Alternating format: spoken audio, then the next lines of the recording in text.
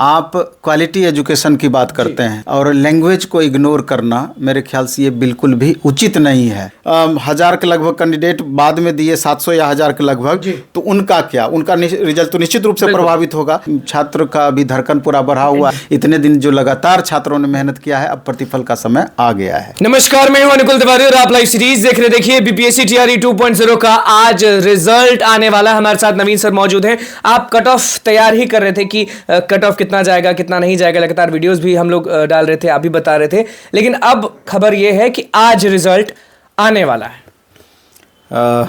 खुश या नाराज?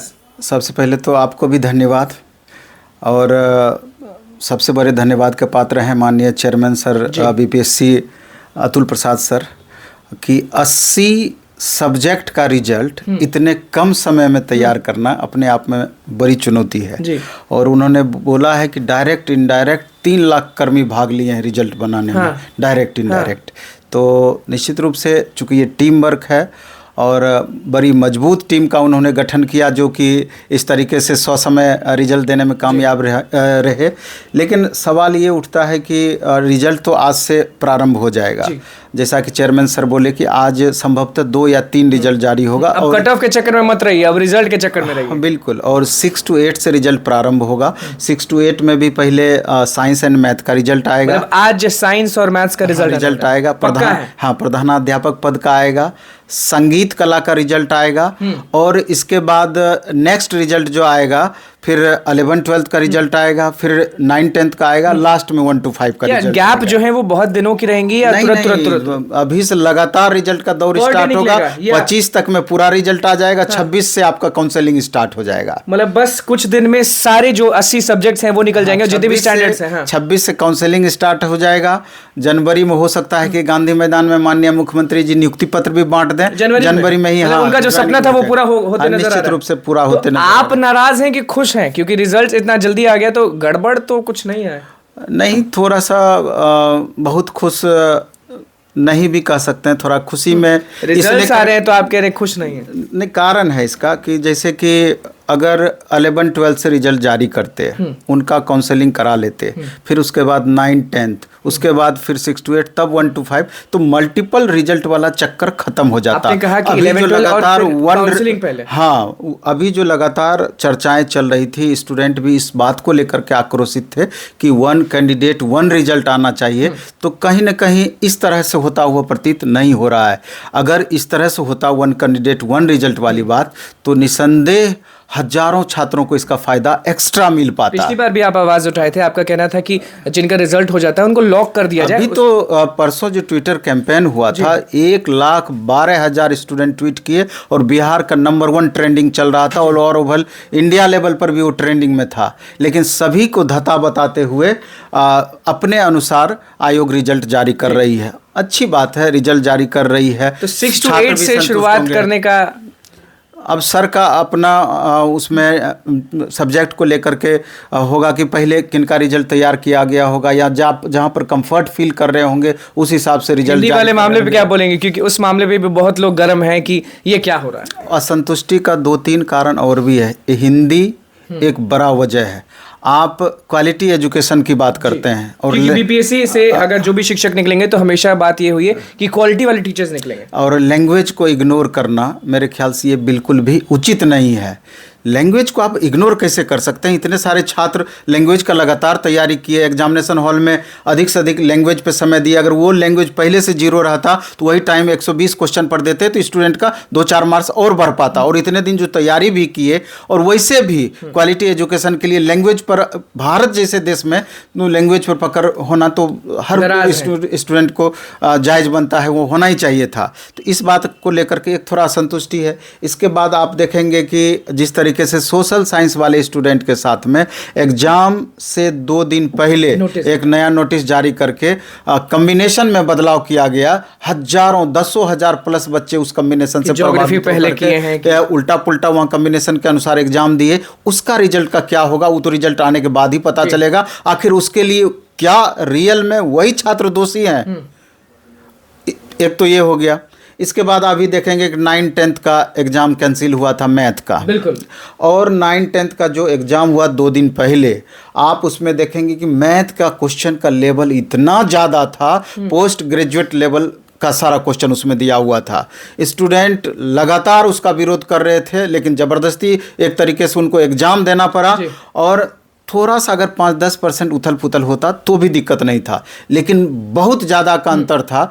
कहीं ना कहीं उसको नॉर्मलाइजेशन के थ्रू आप बराबर करने का कोशिश करते तब रिजल्ट देते, नहीं तो वो जो 1000 के लगभग कैंडिडेट बाद में दिए, 700 या 1000 के लगभग, तो उनका क्या, उनका रिजल्ट तो निश्चित रूप से प्रभावित होगा। तो कुछ कुछ ये छोटे छोटे कारण रहे। टीवी को लेकर क्या बोलेंगे, क्योंकि डॉक्यूमेंट वेरिफिकेशन जब सामने आती है और जब शिक्षक अभ्यर्थी जो है वो जब ये बात सुनते हैं तो दिल दहल जाता है कि बाप रे बाप, फिर से वो सब चीज़ ना देखना पड़े कि ये दिक्कत वो दिक्कत, फेल वाले अंदर, ये वाले अंदर। लास्ट में हम एक चीज़ और करना चाहेंगे कि चूंकि रिजल्ट दी जा रही है, आज से रिजल्ट प्रारंभ हो जाएगा, तो एक बड़ा सा अब इशू है डॉक्यूमेंट्स वेरिफिकेशन का। तो हम डॉक्यूमेंट्स से रिलेटेड कुछ चर्चा कर देना चाहते हैं, जो कि ये बीपीएससी के द्वारा ही जारी किया गया है। हाँ, इसको एक बार हम पढ़ देते हैं, तो छात्र जो देख रहे होंगे थोड़ा सा राहत फील हो सकता है, इसके अनुसार खुद को तैयार करेंगे। सबसे पहले तो हम बता देना चाहते हैं कि ऑनलाइन आवेदन करते समय समर्पित वांछित शैक्षणिक या प्रशैक्षणिक अर्हता संबंधी प्रमाण पत्रों की जांच उसके मूल प्रति से की जाएगी, जिसमें असफल होने पर उनकी पात्रता एवं परीक्षाफल दोनों ही स्वतः रद्द समझी जाएगी। इसका मतलब ये होता है कि जो आपने उस समय अपलोड किया था, जो शैक्षणिक या प्रशैक्षणिक अर्हता संबंधी प्रमाण पत्र, उसका ओरिजिनल आपको एनी हाउ देना पड़ेगा, ओरिजिनल एनी हाउ देना पड़ेगा, नहीं तो आपको इसका स्वतः परीक्षाफल और पात्रता दोनों रद्द समझा जाएगा। इसके बाद है कि अभ्यर्थियों द्वारा ऑनलाइन फॉर्म भरते समय अपलोड किए गए कागजात या दस्तावेज को डाउनलोड कर सत्यापन के समय सक्षम पदाधिकारी या प्रशासनिक विभाग के समक्ष उपस्थित करेंगे। अभ्यर्थियों द्वारा अपलोड किए गए सभी दस्तावेज पर डाउनलोड करने पर उसमें स्वतः रजिस्ट्रेशन सहित नया वाटरमार्क अंकित रहेगा, जो पूर्व के वाटरमार्क से भिन्न अलग रहेगा। इसके बाद और चीज़ कहा गया है कि सफल अभ्यर्थियों को सूचित किया जाता है कि ऑनलाइन आवेदन करते समय पोर्टल पर अपलोड किए गए अपने सभी प्रमाण पत्रों को पहले डाउनलोड करेंगे, जिस पर आयोग का वाटरमार्क होगा। प्रशासनिक विभाग के द्वारा काउंसलिंग में वही प्रस्तुत करेंगे, और आयोग के वाटरमार्क के बिना कोई प्रमाण पत्र मान्य एवं स्वीकार्य नहीं होगा। कोई नया प्रमाण पत्र अपलोड कर पुनः डाउनलोड कर जमा करने की व्यवस्था मात्र संबंधित प्रशासनिक विभाग की अनुशंसा पर ही अभ्यर्थी करेंगे, अन्यथा नहीं। इसके बाद दिव्यांग अभ्यर्थी के बारे में कहा गया है कि स्वास्थ्य या दिव्यांगता या आरक्षण से संबंधित प्रमाण पत्रों की जांच प्रशासनिक विभाग द्वारा कराई जाएगी, और सभी दिव्यांग अभ्यर्थी की दिव्यांगता की जांच अनिवार्य रूप से सक्षम मेडिकल कॉलेज हॉस्पिटल IGIMS और एम्स में ही कराई जाएगी। लेकिन कराई जाएगी, सब चीज़ एकदम बारीकी से कराई जाएगी, इस बार कोई बच नहीं सकते हैं। और इसके बाद ये भी कहा गया है कि जो लिखित परीक्षा में शामिल सामान्य वर्ग के उम्मीदवारों को 40% लाना, यानी 48 मार्क्स लाना जरूरी है। पिछड़ा वर्ग के उम्मीदवारों को 36%, EBC को 34%, SC ST महिला को और दिव्यांग को 32% न्यूनतम अर्हता प्राप्त करना जरूरी है। इससे कम मार्क्स रहेगा तो आपका विचार नहीं किया जाएगा। इसके बाद ट्राई ब्रेकर के बारे में चर्चा किया गया है कि 120 प्रश्नों के प्राप्तांक के आधार पर आयोग सफल अभ्यर्थियों की औपबंधिक मेधा सूची तैयार करेगी, और ट्राई ब्रेकर की स्थिति में मुख्य खंड भाग 3 अर्थात 80 प्रश्नों का प्राप्तांक का उपयोग प्रथम ट्राई ब्रेकर के रूप में किया जाएगा, जो कि 1 से 5 के अध्यापक हेतु लिखित परीक्षा में भाग 3 नहीं रहने के कारण इसमें कोई टाई ब्रेकर नहीं होगा। और टाई ब्रेकर समान होने की स्थिति में भाषा भाग के प्राप्तांक का उपयोग कक्षा 1 से 5 के माध्यम हेतु किया जाएगा। और इसमें एक चीज़ दिया है कि टाई ब्रेकर 3 और 4 4 टाई ब्रेकर का स्थिति यहाँ पर दिया हुआ है कि क्रमशः अभ्यर्थी की उम्र और देवनागरी लिपि में वर्णमाला के अनुसार उसके नाम को वरीयता दिया जाएगा। वो 2 के नहीं रहने पे ये चीज़ लागू होगा। लास्ट में हम ये कहना चाहते हैं कि शिक्षक प्रशिक्षण के किसी भी उपाधि के मान्यता बिंदु पर, किसी उपाधि विशेष की समतुल्यता के बिंदु पर, किसी भी वाद विवाद की स्थिति में NCTE का परामर्श अंतिम माना जाएगा। और एक मुख्य बात है जो अंतिम में कही गई है कि यदि इससे संबंधित किसी अन्य मामले में माननीय सर्वोच्च न्यायालय अथवा सक्षम न्यायालय का अन्यथा आदेश प्राप्त होने पर उसके फलाफल से परीक्षाफल प्रभावित होगा। यानी इनका कहने का मतलब है कि अगर कुछ भी सुप्रीम कोर्ट या अन्य कोर्ट कुछ भी उस तरह का निर्णय देती है तो अंतिम निर्णय उन्हीं का माना जाएगा। इनका नहीं। हाँ, इस बार के पाठक सही से करेंगे कि नहीं डीवी, क्योंकि पिछली बार अतुल प्रसाद किए थे और क्या हंगामा हुआ था वो किसी से छुपा नहीं है, और इस बार हमको लगता है के पाठक के हाथ में है। चूंकि इस बार शिक्षा विभाग कर रही है, माननीय के पाठक सर के जी। दिशा निर्देश में सारा कुछ चलेगा। सही होगी सब चीज या नहीं? निश्चित रूप से उम्मीद किया जाएगा कि बेहतर काउंसलिंग होगा, प्रॉब्लम छात्रों को नहीं होनी चाहिए। नवीन सर किस चीज से डर रहे हैं? जल्दी रिजल्ट आ रहा है इसके कारण, या डीवी में जो गड़बड़ी हुई थी पिछली बार उसके कारण? नहीं, जल्दी रिजल्ट आने का इससे बेहतर क्या हो सकता है कि इतनी जल्दी रिजल्ट दी गई। नहीं तो रिजल्ट के लिए लोग मारा मारी करते हैं, बार बार आंदोलन करते हैं, कब रिजल्ट दी जाएगी, कब रिजल्ट दी जाएगी, अलग अलग एग्जाम में।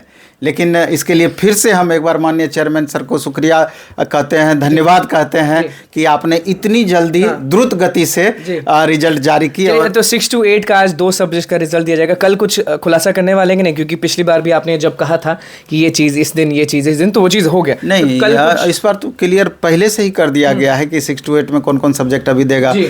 आज रात तक में मैक्सिमम सब्जेक्ट आ जाएगा, फिर कल 11, 12 का आ जाएगा, 25 तक सब रिजल्ट आ जाएगा। गड़ाए रहेंगे ना, क्योंकि रिजल्ट्स आते हैं सामने तो सारे शिक्षक जो हैं वो सोचते हैं कि कुछ गड़बड़ी तो नहीं, तो नजर तो आप गड़ाए रहेंगे ना? नजर तो हमेशा रहती है छात्र हित में। जी, उस मामले पे क्या बोलेगा? पिछली बार सबसे बड़ा हंगामा ये हुआ था कि सर आपके पास भी बहुत लोग पहुंचते थे और आयोग भी बहुत लोग पहुंचते थे कि हमारा मार्क्स जो है वो कट ऑफ से बहुत ज़्यादा है, मेरा नहीं हुआ, मेरा नहीं हुआ। तो इस बार तो ऐसा कुछ होगा नहीं ना? नहीं, इस बार ना ये चीज़ के लिए आज भी प्रेस कॉन्फ्रेंस में सर ये बात पर चर्चा किए हैं कि अगर कोई जनरल कैंडिडेट है, चूँकि जनरल का कट ऑफ तो मैक्सिमम जाएगा ही जाएगा, तो अगर कोई रिजर्व कैटेगरी के कैंडिडेट हैं, अगर वो जनरल में घुस करके रिजल्ट लेते हैं तो उनका रिजल्ट कंप्लीट यूआर में ही माना जाएगा, जनरल में ही माना जाएगा।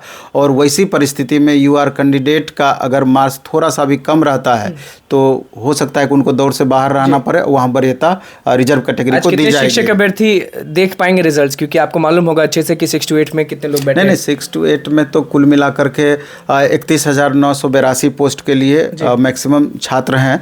तो लेकिन सबका रिजल्ट तो अभी आज संभव नहीं है जिस तरीके से बताए हैं, लेकिन बारी बारी से रिजल्ट आएगी तो वो तो अब आगे देखा टाइट रहना है, तैयार रहना है। हाँ, बिल्कुल। खुशी का माहौल है, छात्र का अभी धड़कन पूरा बढ़ा हुआ है। डीवी तक खुशी का माहौल है, क्योंकि डीवी के बाद कुछ ना कुछ होता है। धड़कन सभी छात्रों का बढ़ा हुआ है। अब देखना यह है कि किसका रिजल्ट होता है, कौन दौर से बाहर होते हैं। इतने दिन जो लगातार छात्रों ने मेहनत किया है, अब प्रतिफल का समय आ गया है।